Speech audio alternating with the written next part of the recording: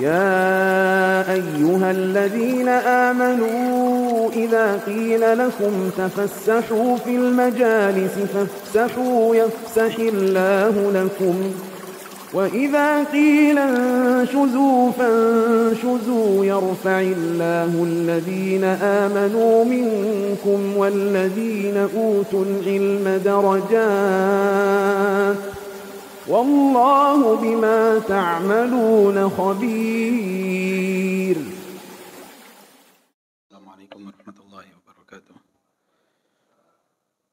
إن الحمد لله نحمده ونستعينه ونستغفره ونعوذ بالله من شرور أنفسنا وسيئات أعمالنا من يهده الله فلا مضل له ومن يضلل فلا هادي له وأشهد أن لا إله إلا الله ربي وحده لا شريك له وأشهد أن محمدا عبده ورسوله يا أيها الذين آمنوا اتقوا الله حق تقاته ولا تموتن إلا وأنتم مسلمون يا أيها الناس اتقوا ربكم الذي خلقكم من نفس واحدة وخلق منها زوجها وبث منهما رجالا كثيرا ونساء واتقوا الله الذي تساءلون به والأرحام إن الله كان عليكم رقيبا يا أيها الذين آمنوا اتقوا الله وقولوا قولا سديدا يصلح لكم أعمالكم ويغفر لكم ذنوبكم ومن يطع الله ورسوله فقد فاز فوزا عظيما يعلم فإن أصدق الحديث كتاب الله وخير الهدي هدي محمد صلى الله عليه وسلم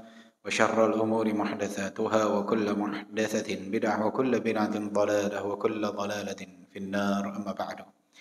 Bapak-ibu yang dimuliakan oleh Allah Subhanahu wa taala, di dalam sebuah hadis dari Muawiyah radhiyallahu anhu, suatu hari beliau sedang duduk bersama para sahabat di dalam sebuah majelis di dalam masjid. Kemudian Rasulullah sallallahu alaihi wasallam keluar dari rumah beliau mendatangi para sahabat dan berkata, "Ma ajlasakum? Apa yang membuat kalian berkumpul duduk di tempat ini?" Kemudian para sahabat menjawab, "Nadhkurullah wa nahmaduhu ala ma hadana lil Islam wa manna Allahu bihi alaina." Kami duduk di tempat ini wahai Rasulullah, kami sedang mengingat Allah, berzikir kepada Allah dan memuji Allah atas nikmat Islam dan segala nikmat yang Allah karuniakan kepada kami.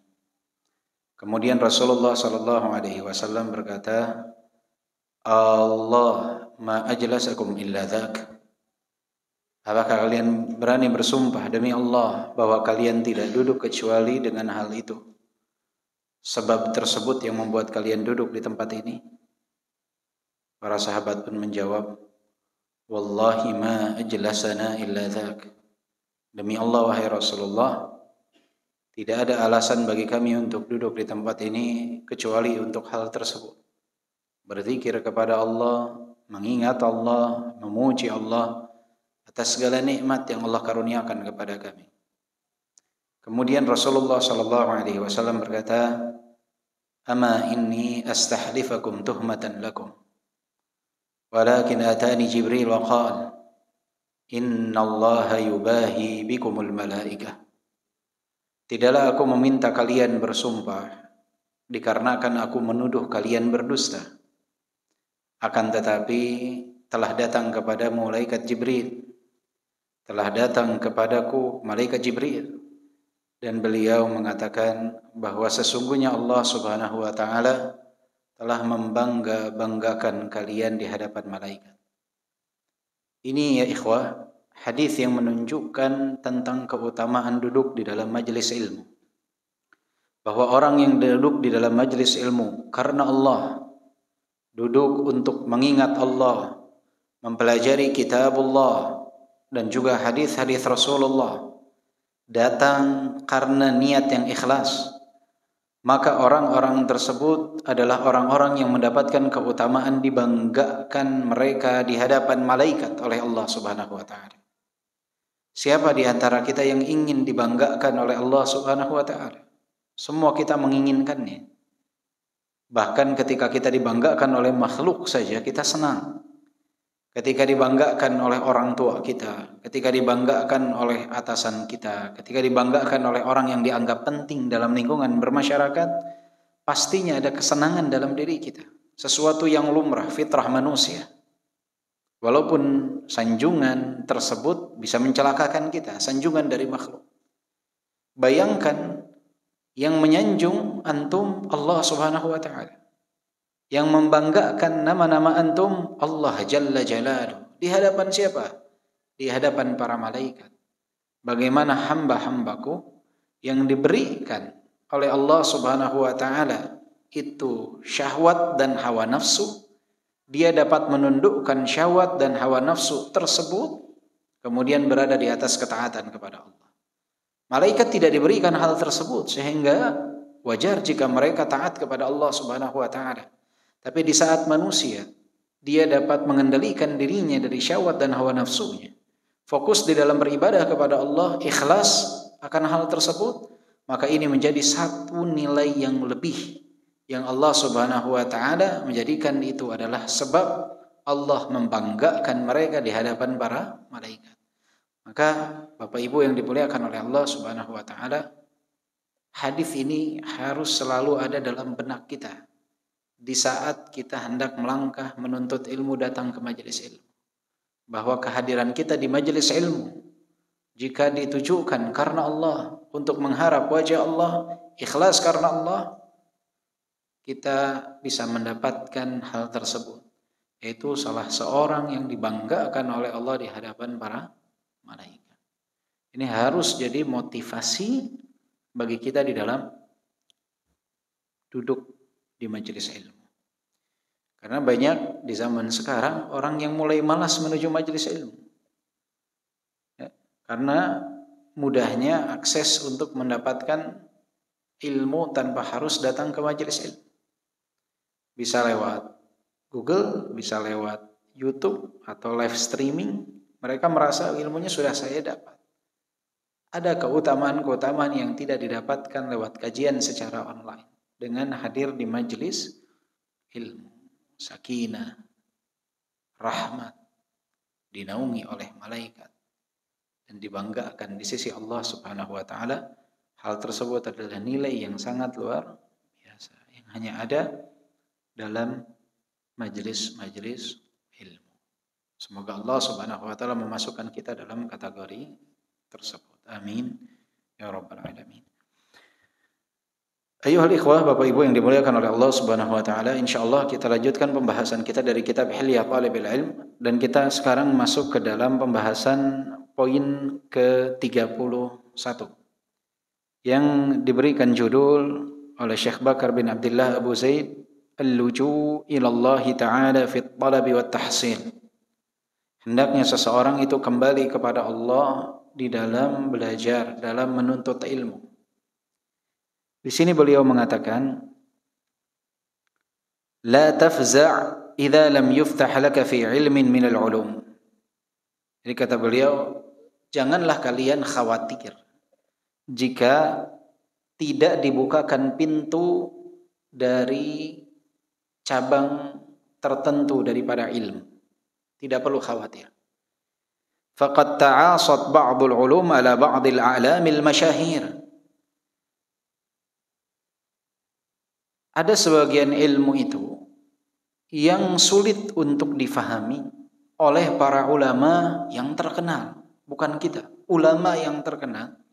Ada sebagian ilmu itu yang sulit untuk mereka kuasai. Jadi di saat kita menuntut ilmu, kemudian menemukan kesulitan. Saya nggak bisa nih kayaknya bahasa Arab. Fikih saya mudah faham, akidah saya mudah memahami, tapi bahasa Arab nih kayaknya sulit. Jangan berkecil hati. Atau yang tidak diberikan kemudahan untuk menghafal. Saya faham tapi menghafal ini sulit. Tidak perlu kecil hati. Dan jangan khawatir. Mengapa? Karena kesulitan memahami sebagian dari ilmu itu tidak hanya dialami oleh kita. Bahkan oleh para ulama terdahulu yang sangat dikenal keilmuannya dalam bidang-bidang tertentu, ternyata dalam bidang yang lain mereka merasa kesulitan. Wa minhum man sharaha bidzalik. Di antara mereka ada yang menginformasikan secara gamblang tentang hal tersebut, memberitahukan orang-orang tentang kesulitannya di dalam mempelajari beberapa ilmu. Kama yu'lam min tarajimihim, sebagaimana kita bisa lihat dari diketahui daripada biografi mereka. Wa minhum al-Asma'i fi ilmi al-'arud. Contohnya adalah Imam al-Asma'i. Al-Asma'i masyhur, terkenal, alim. Tapi beliau itu kesulitan dalam ilmu al-'arud. Apa itu ilmu al-'arud? Ilmu persajakan. Persajakan. Sajak nih kata lainnya apa? Puisi. Al-Asma'i ahli dalam banyak bidang, tapi dalam persajakan puisi kesulitan beliau. War-Rahawi al-Muhaddits fil khat. Ar-Rahawi al-Muhaddits dikenal keilmuannya dalam bidang hadis. Tapi beliau lemah dalam khat. Tulisan. Lemah. Kita sering lihat gak yang seperti itu? Sering. Ada ulama faqih, muhaddits, tapi baca Quran biasa saja. Ada yang faqih, Masya Allah, tapi nahwunya hancur-hancuran juga. Ada gak yang seperti ini? Banyak. Saya pernah ketemu satu syekh, Masya Allah, ilmunya luar biasa. Lautan. Tapi nahwunya beliau sangat lemah. Yang harusnya fathah dibaca dhammah, dhammah dibaca kasrah. Beliau sesuai logatnya beliau. Apakah mengurangi kadarnya? Tidak. Tidak mungkin seseorang itu menguasai seluruh ilmu.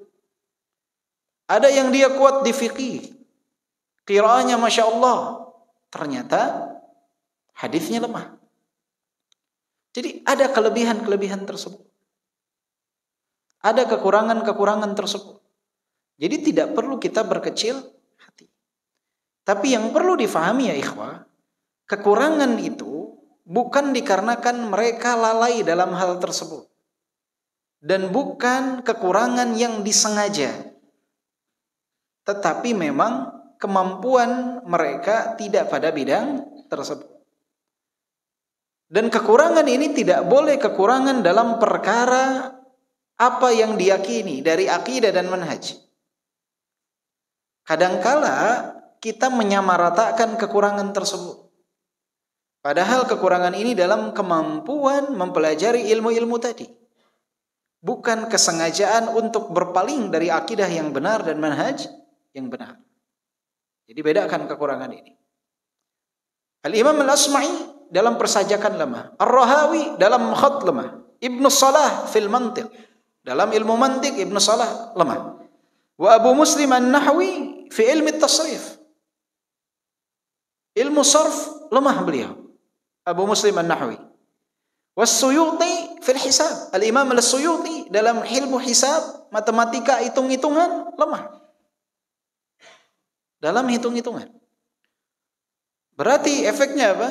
Dalam faraid, zakat, penghitungannya mungkin akan kesulitan. Wa Abu Ubaidah Muhammad ibn Abdul Baqi al-Ansari wa Abu al-Hasan al-Qati'i wa Abu Zakaria Yahya ibn Ziyad al-Farra wa Abu Hamid al-Ghazali. Khamsatuhum lam yuftah lahum bin nahw. Lima-limanya ini tidak terbuka baginya ilmu nahw. Lemah dalam ilmu nahw. Jadi tugas kita tuh belajar. Bukan harus menguasai semuanya. Pasti ada kelemahan dalam hal-hal tertentu. Yang penting dasar kita tahu. Pondasi itu kita tahu semua. Pondasi kita tahu, kemudian kita lihat mana kelebihan kita yang kita bisa arahkan agar bermanfaat untuk kita dan orang-orang di sekitar kita. Tapi dasar-dasar itu harus tahu. Seorang penuntut ilmu itu harus tahu. Ketika disebutkan ini hadis sahih, ini hadis mursal, dia harus paham apa maksudnya.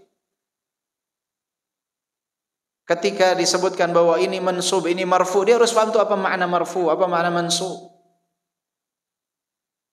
Dasar dia harus tahu. Kaidah-kaidah dasar dia harus tahu. Kemudian dia dapat lihat fokus dia kemana. Dia ternyata sudah mempelajari tapi masih lemah. Minimal dia tahu. Jadi jangan sampai antum seorang penuntut ilmu, talibul ilm, sekian tahun, kemudian ada yang tanya, ini ada seorang anak, dia ditinggal wafat oleh ayahnya. Jadi ada seorang laki-laki meninggal, menyisakan satu istri dan dua anak, satu laki-laki, satu perempuan. Bagaimana pembagian warisnya? Ngeblank, nggak tahu sama sekali. Padahal ini pertanyaannya yang tidak begitu sulit. Harusnya dia ada dasar dalam faraid. Ada dasar dalam beberapa ilmu. Walaupun dia tidak harus langsung menjawab, tapi minimal dia ada ilmu di dalam benak dia yang dia bisa coba untuk menjawabnya. Minimal untuk diri dia dan memastikan kepada orang yang memahami. Tapi dia harus ada dasar itu. Jangan sampai ngeblank sama sekali. Jadi walhasil kata para ulama, jangan kita kecil hati ketika kita lemah dalam sebagian ilmu. Tidak harus seseorang itu sempurna dalam menguasai segala ilmu, dalam segala ilmu. Faya ayyuhat talib, dha'if ar-raghbah wafza' ila Allah fi ad-du'a wal luju' ilaihi wal inkisari baina yadayhi. Wahai para penuntut ilmu, lipat gandakanlah keinginan kalian, harapan kalian. Wafza' ila Allah fi ad-du'a. Kembali kepada Allah Subhanahu wa taala, segerakan untuk berdoa, walluju ilaihi, dan kembali kepada Allah. Bersimpu di hadapan Allah Subhanahu wa taala. Itu yang harus dilakukan. Jadi sebabnya kita lipat gandakan, semakin berikhtiar tapi tidak melupakan doa dan bersimpu di hadapan Allah Subhanahu wa taala, meminta kemudahan. Karena yang menakdirkan kita faham Allah. Yang menakdirkan kita tidak faham Allah. Maka mintalah kepada Allah kemudahan untuk memahami. Karena tidak semua orang Allah berikan kemudahan untuk memahami, untuk menguasai satu ilmu. Wa kana Syekhul Islam Ibn Taimiyah rahimahullah kathiran ma yaqulu fi du'aihi idza ista'sa alaihi tafsiru ayatin min kitabillahi ta'ala, Allahumma ya muallima Adam wa Ibrahim 'allimni wa ya mufahhima Sulaiman fahimni fayajidul fath fi dzalik. Syekhul Islam Ibnu Taimiyah ketika kesulitan dalam menafsirkan satu ayat dalam Al-Qur'an, beliau langsung bersimpu berdoa di hadapan Allah Subhanahu wa taala, Allahumma ya muallima Adam wa Ibrahim 'allimni wa ya mufahhima Sulaiman fahimni. Ya Allah, Zat yang telah memberikan ilmu kepada Adam dan Ibrahim, berikanlah ilmu tersebut kepadaku.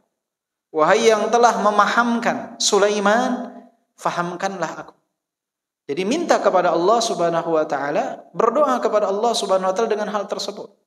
Dan ini adalah bentuk salah satu tawassul yang disyariatkan, yaitu tawassul dengan apa yang Allah Subhanahu wa taala lakukan.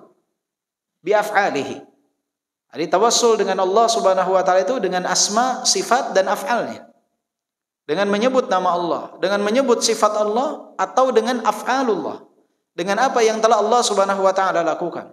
Allah telah memahamkan Sulaiman, Allah telah mengajarkan Ibrahim dan juga Adam, kita minta untuk diajarkan dan difahamkan sebagaimana Allah telah melakukannya kepada Ibrahim, Adam dan Sulaiman. Ini adalah bentuk tawassul yang disyariatkan. Jadi bertawassul dengan asmaul husna Allah itu, dengan asma Allah, dengan sifat Allah, dan juga dengan af'alullah, dengan apa yang telah Allah Subhanahu wa taala lakukan. Misalkan, ya Allah engkau yang telah menyelamatkan, bahasa Indonesia enggak apa-apa. Ya Allah engkau yang telah menyelamatkan Nabi Yunus dari perut ikan, maka selamatkanlah aku dari kesulitan dan musibah ini. Dibolehkan. Itu salah satu bentuk tawassul dengan apa? Af'alullah. Ya Allah, engkau telah menyelamatkan Nabi-Mu Nabi Muhammad dari dalam gua, di gua Thur, dari kejaran kaum musyrikin. Maka selamatkanlah aku ya Allah dari orang-orang yang ingin memudaratkanku. Misalkan seperti itu. Jadi apa yang kita tahu dari perkara yang Allah Subhanahu wa taala telah karuniakan kepada hamba-hambanya, kita berdoa dengan hal tersebut. Bertawassul dengan af'alullah, dengan apa yang telah Allah lakukan sebelum. Itu adalah salah satu bentuk tawassul yang disyariatkan. Sebagaimana yang dilakukan oleh Syekhul Islam Ibn Taimiyah ketika meminta pemahaman dan ilmu, sebagaimana Allah telah memahamkan Nabi Sulaiman dan telah mengaruniakan ilmu kepada Ibrahim dan Adam alaihi wassalam. Itu dibolehkan. Di samping juga bertawassul dengan amalan soleh kita. Kalau tadi dengan af'alullah, dengan apa yang telah Allah lakukan, atau dengan apa yang kita telah lakukan dari amalan soleh, itu pun tawasul yang disyariatkan. Ini seperti kisah 3 orang yang terperangkap dalam gua, yang mana mereka berdoa kepada Allah, bertawasul dengan amalan soleh mereka, dan bergeserlah batu itu bertahap. Maka kita minta kepada Allah, ya Rabb, hamba pernah saat itu bersedekah 500 rupiah ikhlas karenamu ya Allah. Di dalam keropak masjid yang saat itu nggak ada siapapun yang melihat. Ya Allah, dengan amalan saleh tersebut, hamba mohon sembuhkanlah penyakit hamba atau penyakit anak hamba. Boleh tidak? Boleh. Itu namanya tawasul dengan amalan saleh. Dan amalan saleh itu tidak melihat nominal, tapi tingkatan terbaik dari amalan saleh itu adalah tingkat keikhlasan. Semakin seseorang ikhlas dalam melaksanakannya, nilainya semakin tinggi, walau nominalnya minim. Jadi orang yang sedekah 500 dengan ikhlas itu lebih mulia daripada 5 miliar tanpa keikhlasan. Yang lebih mulia 5 miliar dengan keikhlasan.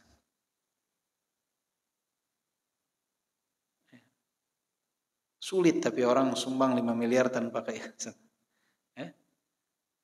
Subhanallah. Itulah. Tapi yang pentingnya Bapak Ibu sekalian, keikhlasan. Atau yang ketiga, bertawasul dengan doa orang soleh yang masih hidup. Doa orang soleh yang masih hidup. Sebagaimana yang dilakukan para sahabat kepada Abbas, paman Nabi, di saat terjadi pacaklik di zaman Umar ibn al-Khattab. Ini adalah satu contoh kepada kita bahwa para sahabat itu nggak ada yang bertawasul ke makam Nabi, tapi tawasulnya kepada Abbas radhiyallahu anhu, paman Nabi yang masih hidup. Mereka nggak datang ke kuburan Nabi, padahal kuburan Nabi ada di hadapan mereka. Mereka datangnya kepada Abbas radhiyallahu anhu untuk apa? Meminta Abbas berdoa kepada Allah Subhanahu wa taala. Tetapi pilihan seseorang yang dianggap soleh ini harus sesuai dengan kriteria kesolehan seseorang yang telah disebutkan dalam Al-Quran dan juga hadis. Contohnya dalam hadis qudsi, wa ma taqarraba ilayya 'abdi bi syai'in ahabbu ilayya mimma afdaradtuhu 'alaihi wa ma yazalu 'abdi yataqarrabu ilayya bin nawafil hatta uhibbah. Jadi amalan yang wajib dikerjakan, amalan yang sunnah dia kerjakan. Ini ciri orang-orang saleh, ciri wali-wali Allah. Kebalikannya, yang haram ditinggalkan, yang makruh dia jauhi. Jangan kita bilang ini saleh hanya karena bapaknya saleh. Oh, ini wali hanya karena bapaknya adalah dikenal kesolehannya. Padahal dia kerjakan yang haram dan bermudah-mudahan dalam yang makruh. Tidak mungkin ada seseorang yang maksum, gak pernah berbuat salah. Betul. Tetapi orang itu ada yang berbuat salah dan dia berusaha bertobat dari kesalahannya. Tapi ada orang yang dia terus-menerus berada dalam kesalahan dan mujaharah bil maksiyah. Ingat ya ikhwah, dosa itu walaupun kecil tetapi dinampakkan di hadapan orang lain, itu masuk dalam kategori mujaharatun bil maksiyah, dan itu termasuk dosa besar walaupun dosanya kecil. Tapi jika dia membanggakan maksiat tersebut, itu bisa jadi dosa besar. Kenapa? Karena orang bisa mencontoh apa yang dia lakukan. Bukan 1, 2, mungkin ribuan orang mencontoh apa yang dia lakukan. Makanya mujaharah bil maksiyah ini musibah. Mujaharah bil maksiyah ini musibah. Kemudian berikutnya al-amru tsani wa tsalathun. Poin ke-32, al-amanatul ilmiyah. Ini berkaitan dengan amanah dalam ilmu. Di sini beliau mengatakan, yajibu ala talibil ilmi fa'iqut tahalli bil amanatil ilmiyah fit talabi wat tahammuli wal amali wal balaghi wal ada.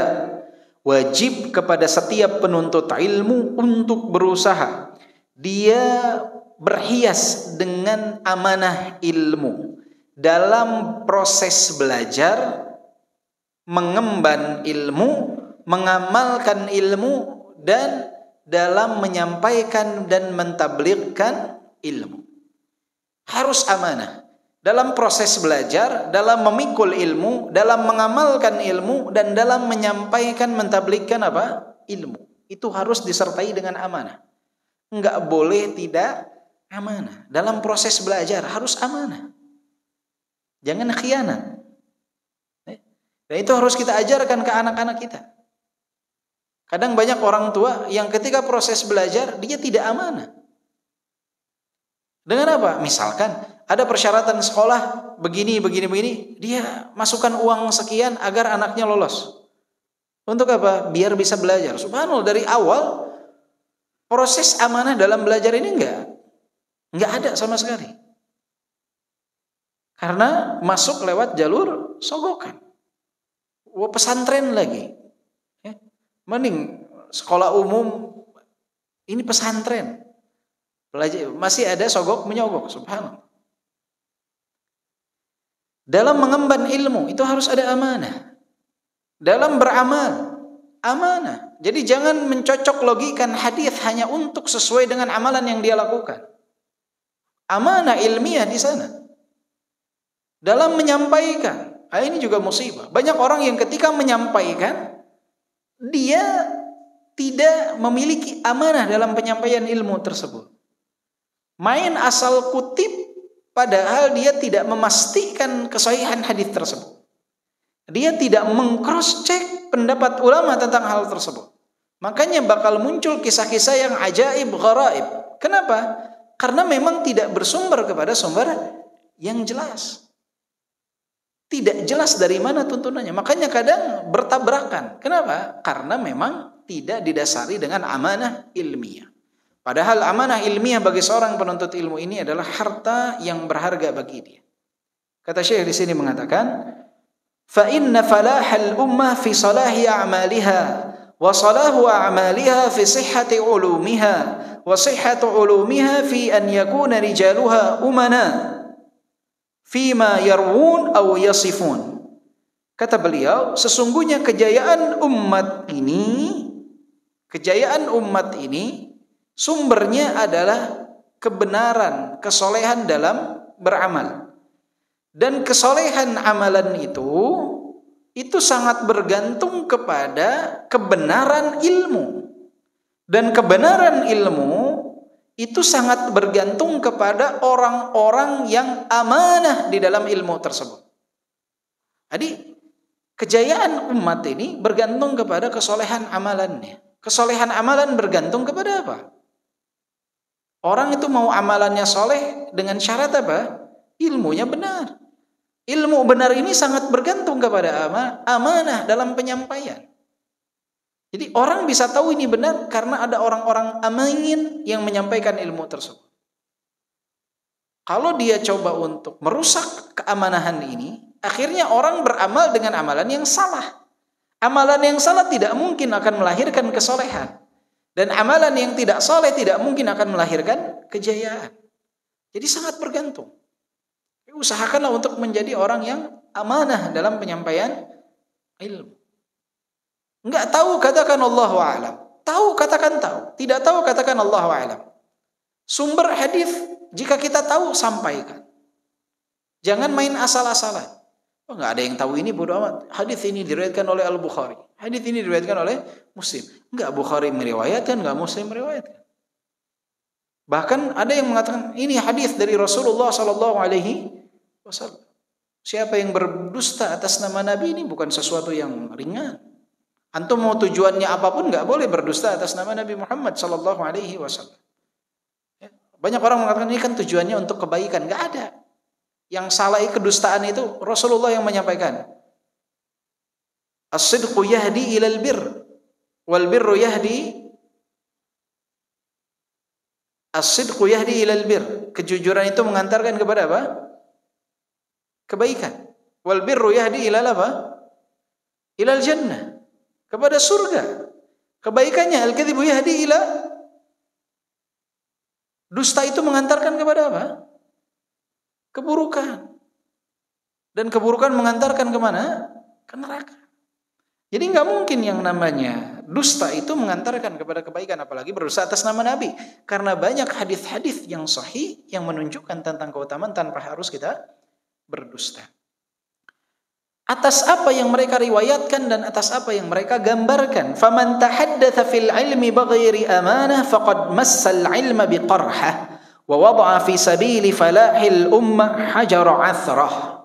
Kata beliau, siapa yang berbicara di dalam ilmu tanpa amanah ilmu, maka sama saja dia telah meletakkan sesuatu yang menjadi aib bagi ilmu tersebut, yaitu meletakkan seperti qorhani borok ya, seperti luka pada ilmu, dan dia meletakkan pada jalan kejayaan itu adalah jalan-jalan yang berlubang.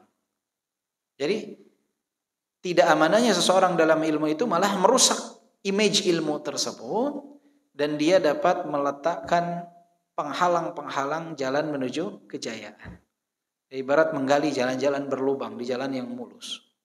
Ini nggak boleh. Jadi kita kalau mau masuk dalam ranah barisan ilmu itu dari seorang penuntut ilmu, jadilah orang-orang yang amanah. Jadilah orang-orang yang amanah. Karena bahaya orang kalau tidak amanah, sulit. Ilmu saja dia tidak amanah, apalagi perkara yang lain. La takhlu at-tawaif al-muntamiyah ila al-ulum min ashkhasin la yatlubuna al-ilma liyatahallu bi asna' fadilah aw liyanfa'u an-nasa bima 'arafu min hikmah. Di dalam lingkungan ilmu ini tidak mungkin kita menyeterilkan, mengosongkan dia dari orang-orang yang dia pada hakikatnya tidaklah menuntut ilmu, bukan untuk mendapatkan tadi ya keutamaan dari ilmu yang luar biasa itu, bukan juga untuk memberikan manfaat bagi manusia agar mengetahui Al-Quran dan As-Sunnah. Itu ada saja yang seperti itu. Jadi tujuannya bukan untuk itu. Ada, pasti ada dalam setiap ruang lingkup ilmu itu ada. Wa amthalu haula'i la tajidul amana fi nufusihim mustaqarra fala yataharrajuna an yarwu ma lam yasma'u aw yasifu ma lam ya'lamu. Dan seperti mereka itu tidak ada amanah yang tersimpan, tertanam di dalam hati mereka, sehingga mereka tidak pernah merasa malu meriwayatkan sesuatu yang tidak pernah mereka dengar dan menggambarkan sesuatu yang tidak mereka ketahui. Nggak pernah merasa malu, karena memang mereka tidak mengharapkan keutamaan ilmu, tidak mengetahui keagungan ilmu, dan mereka tidak memiliki niat untuk menyampaikan kebaikan kepada umat. Ada tujuan tersembunyi, terselubung dalam diri mereka, entah untuk memuaskan nafsu syahwat mereka dari keinginan duniawi, sehingga mereka berusaha untuk melakukan perusakan dari dalam, sehingga ada malu mereka riwayatkan apa yang tidak pernah mereka dengar. Mereka kemudian juga menggambarkan, mencontohkan sesuatu yang tidak mereka ketahui. Akan ada saja yang seperti itu. Ini bahaya sekali. Sekilas indah, sekilas baik, tapi efeknya sangat menghancurkan. Bahaya. Ya. Wa hadza ma kana yad'u jahabidata ahli al-ilmi ila naqdir rijal. Inilah sebab kenapa para cendekiawan ahli ilmu, para ulama, kenapa mereka sampai mengkritisi orang-orang tertentu. Jadi kan kita kadang suka heran, kenapa sih sama-sama muslim saling menasehati, sama-sama muslim saling mengkritik? Kenapa? Karena ada sinf yang seperti ini. Ada orang-orang yang seperti ini, yang dia berusaha melakukan talbis dalam ilmu. Dia berusaha mengelabui orang, meriwayatkan apa yang tidak dia dengar, menggambarkan apa yang tidak dia ketahui. Sehingga para ulama rabbaniyun, mereka perlu untuk menjelaskan kepada umat tentang kondisi orang-orang ini. Harus dijelaskan. Karena kalau tidak, orang-orang akan tergiur dengan ucapan-ucapannya, sehingga yang ada akan menimbulkan efek negatif jangka panjang bagi umat. Maka para ulama menjelaskan kekeliruan mereka. Bukan iri terhadap mereka. Karena para ulama itu enggak mengharapkan ketenaran yang dimiliki mereka. Para ulama itu tidak mengharapkan harta yang dimiliki oleh mereka. Tidak sama sekali. Bas mimba benus. Kenapa enggak dinasehatin secara langsung? Banyak di antara para ulama ya ikhwah yang menasehati orang-orang tersebut itu secara langsung bertahun-tahun, tapi tidak ada perubahan. Jika tidak ada perubahan, apakah akan dibiarkan seperti itu saja, berada dalam kesalahan terus-menerus? Enggak, pasti akan dilakukan tindakan. Jangankan dalam perkara agama, dalam perkara pendidikan umum saja di sekolah misalkan. Antum sebagai guru matematika, Ada guru di sebelah antum melihat, dia mengajar, kemudian dia bilang, anak-anak 2 tambah 2 sama dengan, kata anak-anaknya 4. Salah, harusnya 5. Antum melihat, antum bilang itu salah apa benar? Salah. Pastinya gurunya keluar, antum akan ingatkan, Pak, maaf, tadi Bapak bilang 2 tambah 2, 5, harusnya 4, Pak. Oh iya, saya salah, nanti saya perbaiki. Misalnya. Kedua kali begitu, 3 kali, apakah akan dibiarkan terus? Udah masing-masing saja. Masing-masing ada pasarnya. Masing-masing ada kelas. Enggak, pasti antum akan berusaha apa? Sampaikan kepada kepala sekolah. Ini bahaya. Murid akan berada dalam kejahilan. Ini orang ternyata tidak memiliki kemampuan untuk mengajar matematika. Hingga akhirnya mungkin efeknya si guru ini tidak mau menerima nasihat, dikeluarkan tidak? Dikeluarkan. Untuk apa? Untuk menjaga kebaikan bagi orang banyak. Ini dalam perkara tersebut. Maka dalam perkara agama para ulama lebih hati-hati daripada kita. Para ulama lebih tahu mana yang maslahat sehingga mereka kadang-kala menyimpan. Sambil menasehati. Nanti ada momentum yang mereka lihat bahwa maslahatnya lebih besar untuk menyampaikan penyimpangan, maka mereka akan menyampaikan hal tersebut. Untuk apa? Agar tidak menimbulkan kemudaratan yang jauh lebih besar. Kadangkala para ulama itu menahan. Untuk apa? Ya ikhwah, untuk tidak menimbulkan kemudaratan yang jauh lebih besar. Namun jika momentumnya tepat, mereka akan menyampaikan hal tersebut. Ada ulama yang menasihati. Ketika ditanya, kenapa engkau membicarakan tentang fulan? Allah kata dia 10 tahun, 7 tahun. Saya nasihati dia secara sembunyi-sembunyi. Namun tidak mau menerima nasihat. Daripada efeknya negatif kepada umat, ya saya harus sampaikan secara terang. Karena penyimpangannya dia sampaikan secara terang. Itulah alasan kenapa para ulama ada yang mengkritisi beberapa orang. Wa tamyizu man yusrifu fil qawli mimman yasughuhu ala qadri ma ya'lam. Dan agar dapat menjadi pembeda orang-orang yang terlalu banyak dia berbicara dan orang-orang yang dia berbicara sesuai dengan kadar keilmuannya. Hatta asbahat tullabul ilm ala basiratin min qimatin ma yaqra'una. Agar para penuntut ilmu itu punya pandangan yang jelas, punya basirah atas apa yang mereka baca. Fala takhfa alaihi manzilatuhu minal qat'i bisidqi aw kadhbi. Agar tidak tersembunyi kedudukan orang tersebut bagi para penuntut ilmu. Ini pendusta apa orang yang jujur? Jelas. Aw rujhana hadihima 'ala al-akhar. Atau lebih dominan mana nih orang ini nih? Aw ihtimalihima 'ala sawa. Atau sama nih antara kedustaan dan kebohongan. Jadi kenapa perlu dijelaskan? Agar para penuntut ilmu itu ada basirah. Dia tahu nih dari awal. Oh ini harus dihindari. Oh ini aman. Oh ini tidak aman. Oh ini aman. Dari itu seiring berjalan. Makanya kenapa kadang dalam kajian atau apa kita perlu rekomendasi. Mana yang direkomendasikan? Karena orang yang memberikan rekomendasi itu sudah lebih kenal orang yang direkomendasikan. Direkomendasikan atau tidak, dia lebih mengenal. Kita mungkin baru kenal. Sehingga dia lebih tahu mana yang lebih tepat. Makanya perlunya yang namanya rekomendasi tersebut. Kemudian al-amru tsalits wa tsalatsuna as-sidq. Sifat yang harus juga dimiliki adalah kejujuran. Kalau tadi amanah, yang ke-33 adalah kejujuran. Sidqul lahajah, kejujuran. Unwanul waqar wa syarafun nafs wa naqa'us sarirah wa sumu'ul himmah wa rujhanul aql wa rasulul mawaddati ma'al khalqi wa sa'adatul jama'ah wa siyanatud diyanah. Kejujuran itu dalam ucapan adalah alamat kewibawaan, kemuliaan jiwa, kemurnian hati, tingginya tekad yang kuat, kekuatan akal, dan dia adalah perantara rasa cinta kepada makhluk, dan dia adalah kebahagiaan suatu kaum, dan dia adalah benteng agama. Ini kejujuran. Jadi fungsi dari kejujuran itu banyak. Kewibawaan. Orang yang jujur itu punya wibawa tersendiri. Kemuliaan jiwa. Antum ketika menjadi orang yang jujur, antum tuh subhanallah punya kemuliaan. Orang segen sama antum. Coba di kantor itu, orang yang paling disegani bukan yang paling tinggi jabatannya. Tapi yang paling jujur, orang segan nama dia. Segan. Walaupun kadang jabatannya tidak terlalu tinggi. tapi jujur, orang segan sama orang tersebut. Maka apa yang keluar dari lisan itu menggambarkan kondisi hati. Keluarnya benar, maka hatinya itu berada dalam kebenaran. Sehingga punya kemuliaan, tinggi nilainya. Ya. Wasumu'ul himmah menandakan apa? Motivasi, tekad yang tinggi. Orang yang jujur itu tahu bahwa perkara itu nggak sependek ini.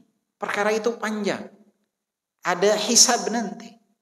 Orang yang jujur itu tahu bahwa akan ada efeknya di kemudian hari. Jadi orang yang berusaha berkata jujur, itu tekadnya tuh tinggi. Apa? Setelah kematian. Itu tujuan dia. Bukan jangka pendek. Warujhanul akal, kekuatan akal. Dia tahu menimbang mana yang maslahat. Kejujuran ini adalah kemaslahatan. Dan dia adalah penyampai rasa cinta kepada makhluk. Jujur itu luar biasa. Perkataan yang jujur itu adalah Rasulul Mawaddah. Penyampai rasa cinta kepada makhluk. Dan dia adalah kebahagiaan suatu kaum. Dan dia adalah benteng pertahanan agama. Walihada kana fardu ain. Faya khaybah man farrata fihi. Wa man fa'ala faqad massa nafsahu wa ilmahu bil adha. Oleh sebab itu kejujuran ini adalah fardu ain bagi setiap orang, bagi setiap penuntut ilmu. Dan rugi orang yang lalai dalam hal tersebut, dan siapa yang melakukan kebalikannya, kebohongan, kedustaan, maka sama saja dia telah melukai apa? Melukai ilmunya tersebut. Ini orang yang berdusta itu dia telah melukai ilmunya. Jangan sampai kita menjadi seorang pendusta. Qala al-Auza'i rahimahullah. Berkata al-Imam al-Auza'i rahimahullah, ta'allama as-sidqa qabla an tata'allama al-ilma. Pelajarilah kejujuran sebelum kalian mempelajari ilmu. Pelajari kejujuran sebelum kalian pelajari ilmu. Hadhihi as-san'ah, wa qala Waqi' rahimahullah, berkata Waqi' rahimahullah, hadhihi as-san'atu la yartafi'u fiha illa shadiq. Profesi ini nih, penyampai ilmu yang berkaitan dengan ilmu ini, tidak ada yang akan terangkat derajatnya kecuali orang yang jujur. Yang jujur itu akan bertahan. Yang tidak jujur akan terpental. Kejujuran ini penting. Fata'allam rahimakallah, ketahuilah wahai Allah, semoga Allah merahmati kalian. As-sidqu qabla an tata'allama al-ilma, was-sidqu ilqa'ul kalam ala wajhin mutabiqin lil waqi wal i'tiqad. Maka ketahuilah semoga Allah merahmatimu, kejujuran itu sebelum mempelajari ilmu. Dan kejujuran itu adalah penyampaian ucapan yang sesuai antara keadaan dan keyakinan. Fasidqu min tariqin wahid. Kejujuran itu satu jalannya, jujur. Amma naqiduhu al-kadhib fadurubun wa alwanun wa masalikun wa audiyatun. Sedangkan kebalikan dari kejujuran apa itu? Dusta. Dusta ini dia banyak jenisnya, banyak warnanya, banyak jalannya. Kebohongan, kedustaan. Dan kedustaan ini ya ikhwah akan mengantar kepada kedustaan yang lain. Beda sama jujur. Jujur beres tuh. Kalau dusta antum harus cari sebab untuk berdusta yang lain. Akan terus berdusta. Ketika sekali berdusta akan terus berdusta.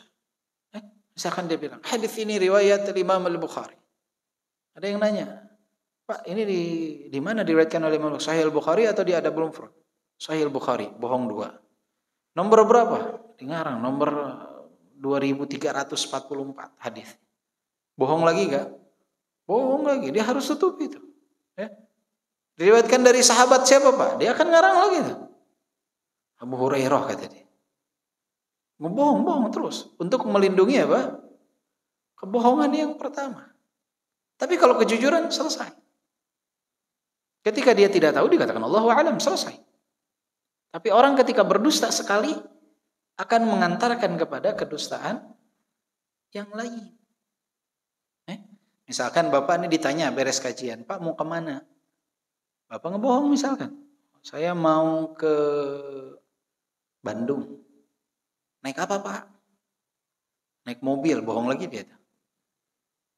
Oh, nyewa apa mobilnya? pakai mobil tetangga, bohong lagi. Tetangganya padahal nggak ada yang punya mobil. Sama siapa Pak? Sama istri, sama anak-anak, bohong lagi. Terus akan berbohong terus menerus.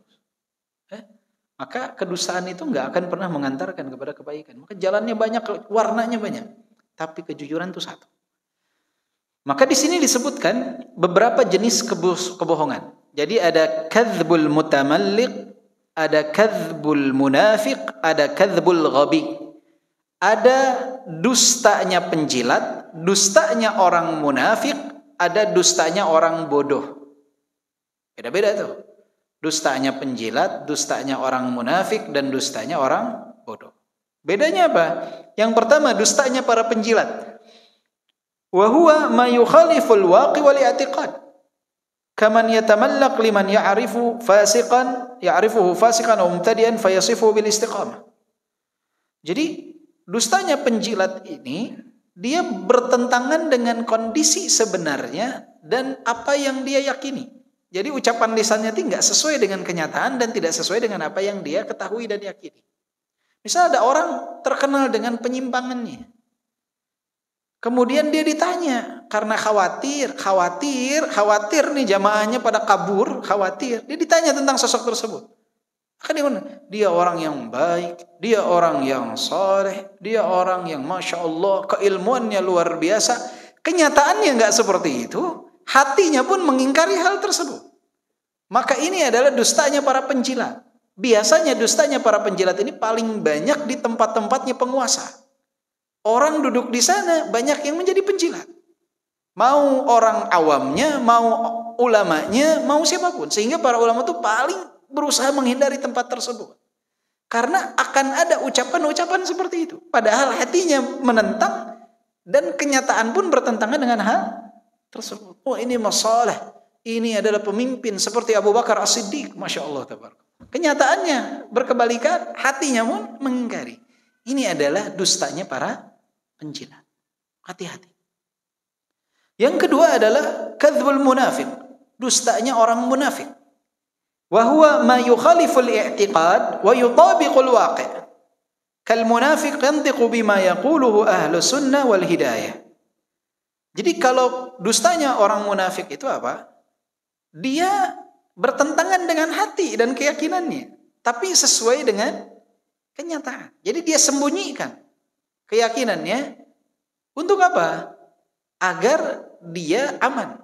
Ini seperti apa? Seperti yang dilakukan oleh orang-orang yang berpemahaman menyimpang. Ketika ditanya, bagaimana pendapatmu tentang Abu Bakar As-Siddiq? Abu Bakar sahabat Nabi. Sesuai.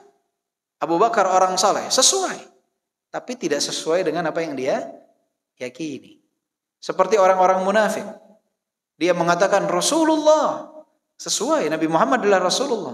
Tapi bertentangan dengan apa yang mereka yakini. Ini adalah dustanya orang munafik.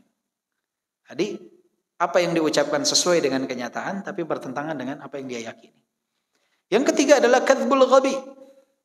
Kadzbul ghabi ini adalah bima yukhaliful waqi' wa yutabiqul i'tiqad. Kalau dustanya orang bodoh adalah dia sesuai dengan hatinya, tapi tidak sesuai dengan kenyataan. Hatinya sesuai, tapi tidak sesuai dengan keyakinan. Ini biasanya muncul dari orang yang mudah untuk dibodohi. Bagaimana menurut antum pemimpin Al-Fulani? Oh, Masya Allah, pintar, soleh, baik. Dalam hati dia meyakini hal tersebut. Karena kebodohan yang di brainwash-kan kebenaran dia. Padahal kenyataannya nggak seperti itu. Kenyataannya jauh panggang dari api. Tapi karena dia diberitahukannya seperti itu, maka disebut kadzbul ghabi. Ini dustanya orang bodoh.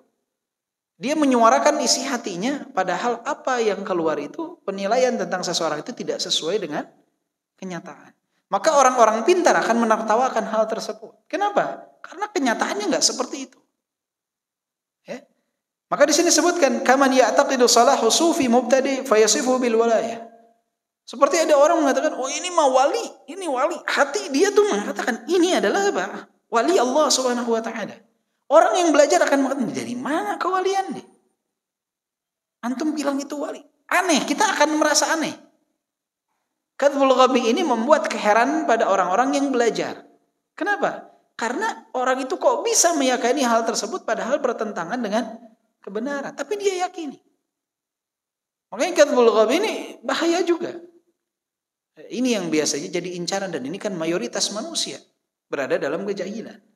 Sehingga biasanya orang yang hendak menipu, orang yang hendak menyebarkan penyimpangan, targetnya nih mereka. Karena mereka mudah untuk di brainwash benaknya, sehingga mengiyakan apa yang akan disampaikan oleh orang lain. Maka ini perlu pengarahan. Yang kadzbul ghaib ini perlu pengarahan. Jadi bisa dikatakan bahwa kadzbul mutamalliq itu keluar dari lisan orang pintar yang tahu kebenaran, yang meyakini kebenaran, tahu kebenaran, tapi demi kepentingan dunia dia berdusta. Kalau kadzbul ghaib itu dari orang yang niatnya baik tapi terbatas keilmuannya, sehingga dia merasa membela kebenaran padahal yang dia bela adalah kebatilan. Kalau kadzbul munafik, ya munafik. Dia tahu mana yang benar tapi dirinya mengingkari kebenaran tersebut. Jadi kalau kadzbul mutamalliq itu dia tahu mana yang benar, hatinya yakin mana yang benar, tapi dia kubur keyakinan dan pengetahuannya untuk nafsu dunianya. Kalau kadzbul ghaib, dia tidak tahu mana yang benar, tapi niatnya benar, sehingga niat yang benar tersebut terkubur oleh kejahilannya, sehingga dia mengungkapkan sesuatu yang bertentangan dengan kebenaran. Kalau kadzbul munafik, dia berlandaskan kepada pengetahuan yang benar tapi tidak disertai dengan keyakinan yang benar. Nah, kita berlindung dari 3 kebodohan itu, ya, dari 3 dusta tersebut. Semoga Allah jauhkan kita dari hal itu. Maka di sini disebutkan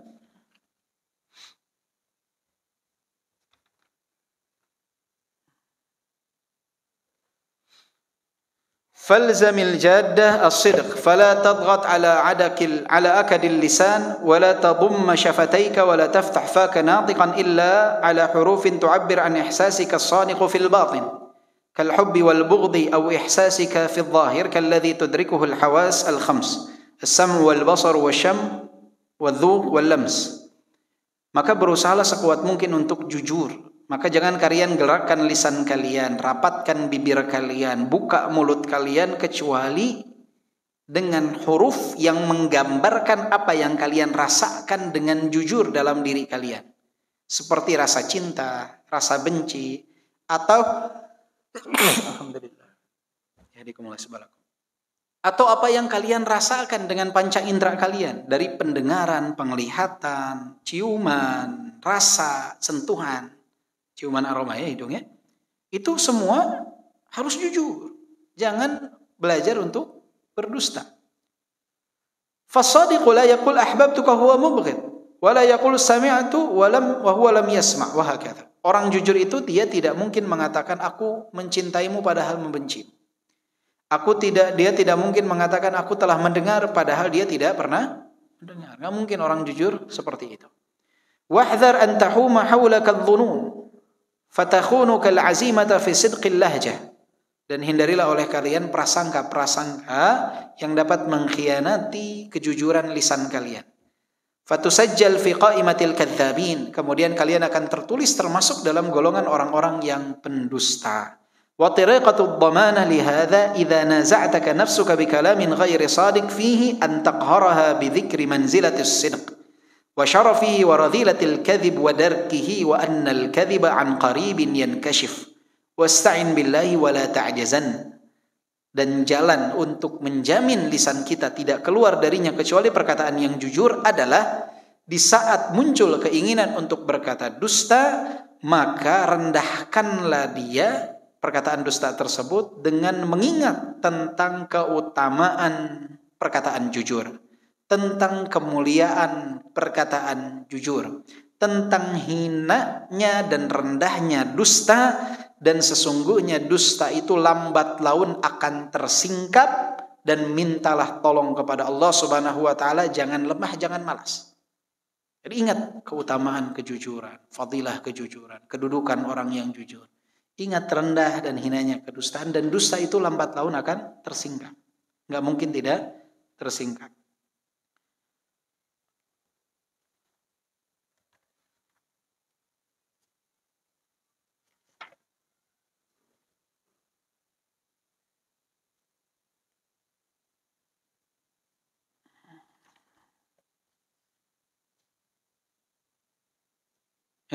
Kejujuran itu lambat laun akan mulia pada akhirnya. Beda dengan kedustaan. Ya. Antum ingat kisah para sahabat ketika peperangan Tabuk. Ketika peperangan apa? Tabuk. Ingat tidak? Ada 3 sahabat yang mereka berkata jujur sebab mereka tidak ikut dalam peperangan Tabuk. Siapa saja mereka? Ka'ab ibn Malik, Hilal ibn Umayyah, dan satu lagi adalah Mirarah ibn Rabi. Mereka berkata jujur. Ka'ab ibn Malik berkata jujur bahwa tidak ikut dalam peperangan karena berpaling dalam hal tersebut. Berbeda dengan orang-orang munafik yang meminta uzur kepada Nabi SAW. Efek dari perkataan jujur mereka yang bertiga, mereka itu diboikot, dihajar selama 50 malam. Tidak ada yang berbicara dengan mereka. Mereka mengucapkan salam, tidak ada yang menjawab mereka. Dijauhi. Bahkan di malam ke-40 mereka dijauhi untuk diperintah untuk menjauhi nisa-nisa mereka, istri-istri mereka. Bayangkan.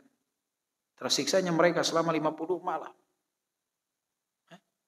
Bahkan Ka'ab bin Malik ketika berkata kepada Abu Qatadah, bukankah engkau tahu, masih saudara dengan Abu Qatadah, bahwa aku ini cinta kepada Allah dan Rasulnya, kenapa kau seperti ini kan gitu.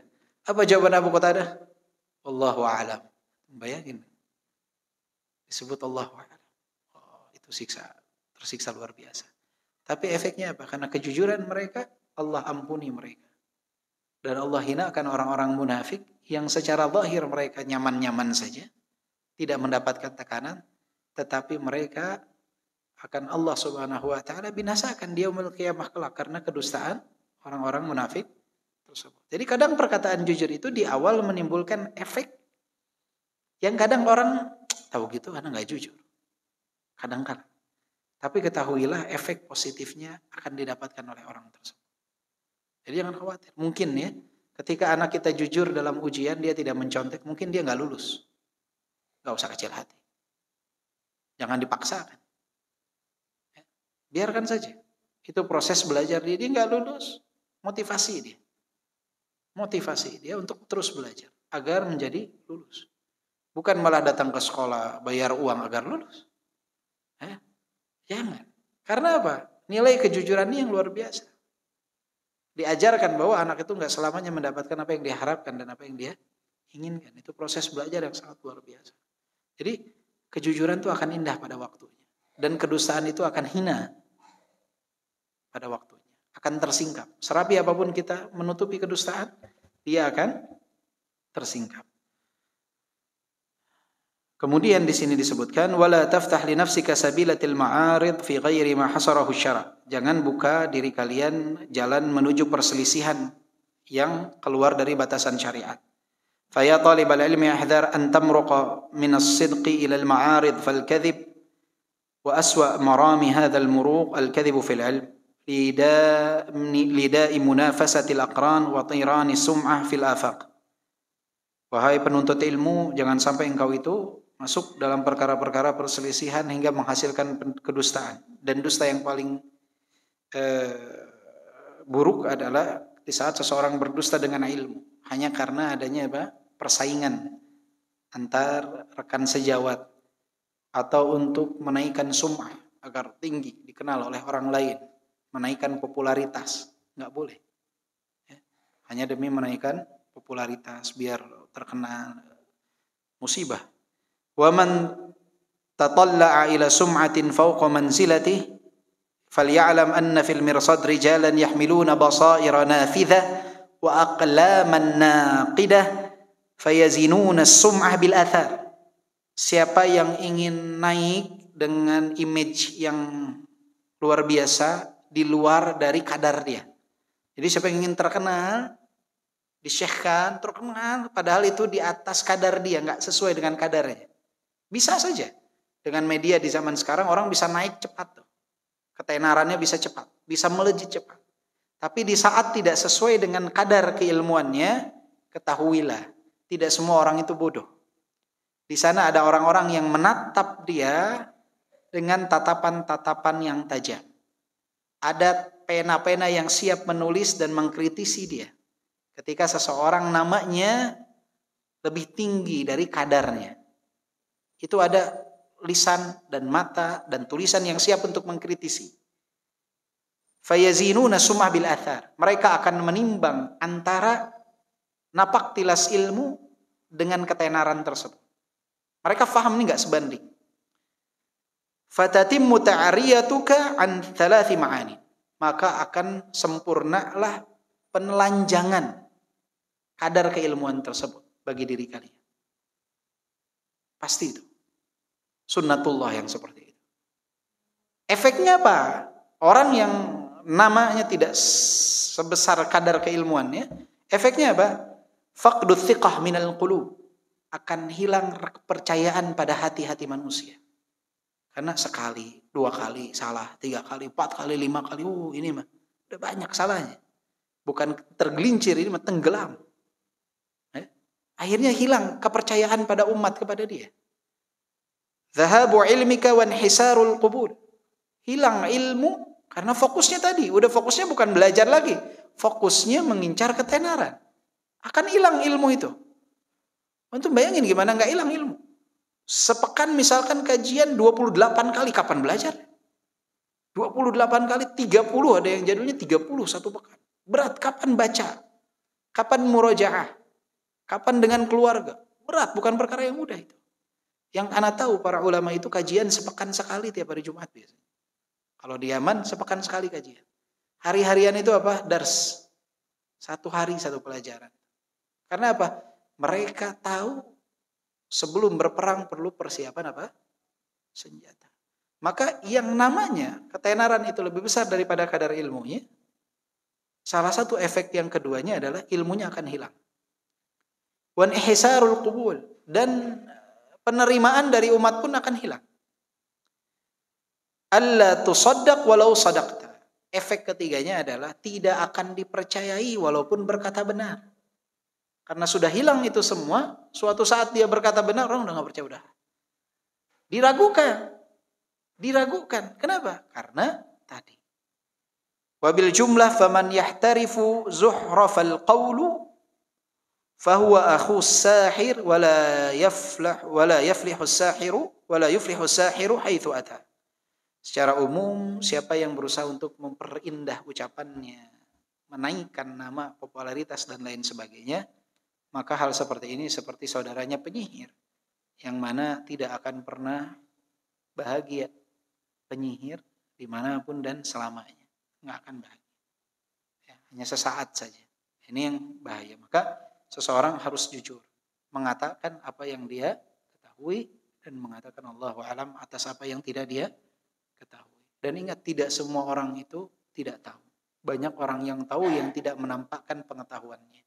Sehingga di saat kita menempatkan diri bukan pada posisi yang tepat, di sana ada mata-mata yang jeli melihat hal tersebut. Ada pena-pena yang siap mengkritisi dan menulis apa yang kita ucapkan. Hanya itu perlu keikhlasan dalam diri dan perlu kesadaran diri. Rahimallahu mri'in arifa qadra nafsah. Allah merahmati seseorang yang tahu tentang kadar dirinya. Allahu a'lam bishawab. Jika ada pertanyaan, tafadhal, silakan.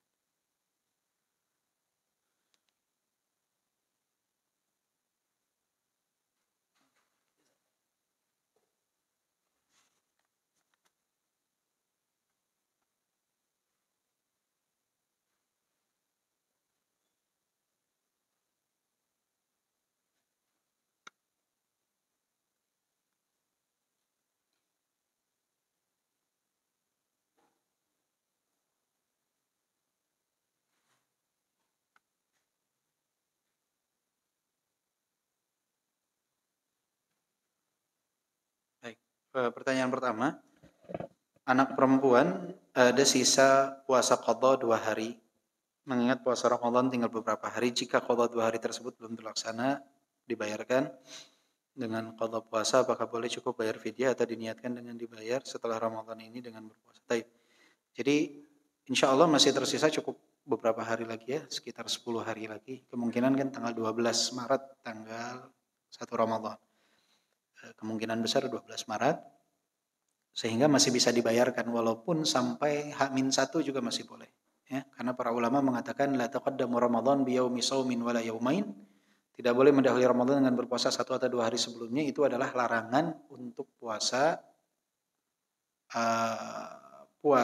dengan tujuan kehati-hatian menjelang Ramadan. Kalau puasanya wajib, yaitu mengqadha, kafarah, nazar, itu sepakat ulama tidak dilarang, dibolehkan. Jika puasa sunnah, sebagian ulama membolehkan jika memang dia terbiasa. Misalkan nanti Ramadan tanggal 12 Maret tentu mau puasa hari Senin, biasa Senin Kamis memang. Hari Senin niatnya puasa apa? Nih saya puasa Senin Kamis. Maka Imam Syafi'i dan Imam Ahmad membolehkannya. Jadi yang dilarang itu yang tujuannya kehati-hatian, siapa tahu sudah masuk Ramadan. Jadi usahakan untuk mengqadha. Jika qadarullah misalkan berhalangan dan belum sempat mengqadha, ada sisa hari, apa yang dilakukan? Pertama, dia berdosa karena melalaikan hal tersebut. Udah 11 bulan nih. Kalau tanpa uzur dia berdosa.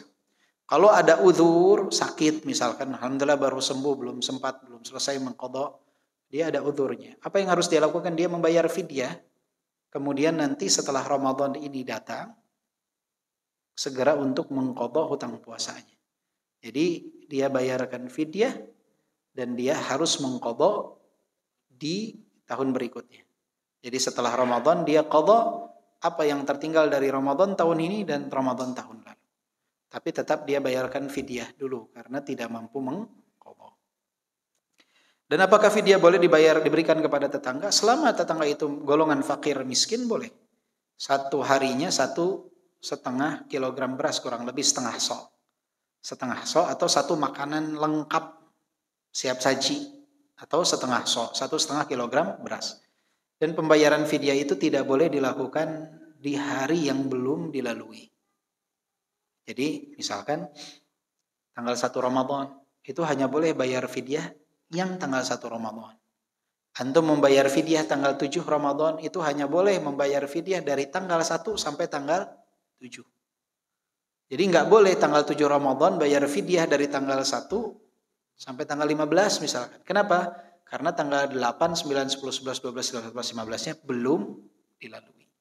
Makanya Anas bin Malik bayar fidyah itu di akhir, di hari ke-29 atau hari ke-30. Membayar hari ke belakang itu boleh. Hari H atau mundur itu boleh. Yang nggak boleh maju ke depan. Untuk pembayaran fidyah. Dan boleh fidyah itu diberikan kepada satu keluarga saja boleh. Misalkan antum beli beras, ada hutang puasa 10 hari, beli beras 15 kilo. Udah uzur, orang tua udah gak bisa puasa. Misalkan. Beli beras 15 kilo, berikan kepada satu rumah, boleh. Apalagi beras sekarang cukup mahal ya. Lagi tinggi-tingginya beras. Tapi jangan takut ya. Harga mahal insya Allah. Yang ngasih rezekinya belum berubah. Ya. Alhamdulillah Allah Jalla Jalaluhu yang telah menjaminkan hal tersebut. Ibrahim bin Adham pernah mengatakan, wallah ketika ditanya, Ibrahim bin Adham ini harga naik kata beliau. Apa jawaban beliau? Indah jawaban Ibrahim bin Adham. Kata Ibrahim bin Adham, wallahi la ubali walau anna habbata syair bidinar. Demi Allah aku enggak peduli kata dia. Walaupun 1 biji gandum, bukan sekilo, 1 biji gandum harganya 1 dinar. 1 dinar ini 4,25 gram emas. Ibaratnya kalau 1 biji beras harganya sama seperti 4,25 gram emas, aku nggak peduli. Walau 1 biji gandum harganya 1 dinar, aku nggak peduli. Alayya an a'budahu kama amarani, wa alayhi an yarzuqani kama wa'adani. Tugasku itu hanya menyembah Allah sebagaimana Allah perintahkan. Dan Allah telah menjanjikan untuk memberikan rizki sebagaimana yang Allah janjikan. Jadi perkara rizki itu bukan tugas saya. Tugas saya itu beribadah, berikhtiar, berusaha, berdoa, bekerja. Itu tugas kita. Karena bekerja, mencari nafkah ibadah. Jika ditujukan karena Allah. Itu tugas kita ibadah. Yang menjaminkan rizki bukan kita. Allah subhanahu wa ta'ala. Dan alhamdulillah dari semenjak harga beras sekilonya entah berapa sampai sekarang masih pada makan nggak? Masih. Jadi semenjak harga bensin Rp500, Rp1.800, Rp2.400, Rp4.500, Rp6.500, sekarang Rp10.000, alhamdulillah semua masih makan. Artinya zat yang memberikan rezeki siapa?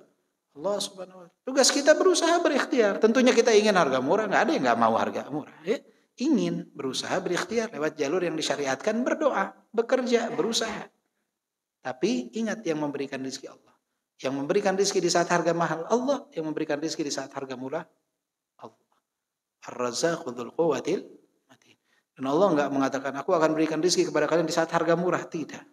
Aku akan memberikan rezeki kepada kalian. Itu jaminan Allah Subhanahu wa taala. Sehingga kalau kita yakini itu, tenang pikiran kita, enggak usah dibawa beban. Jika kita memasukkan anak kita di pondok pesantren dengan niat kelak bisa menjadi ustadz atau ustadzah atau hafidz Quran, apakah ini termasuk niat akan dunia di samping kita niatkan karena Allah dan mengangkat kejahilan? Boleh kita niat untuk mengangkat kejahilan atas diri kita dan mengangkat kejahilan atas orang lain.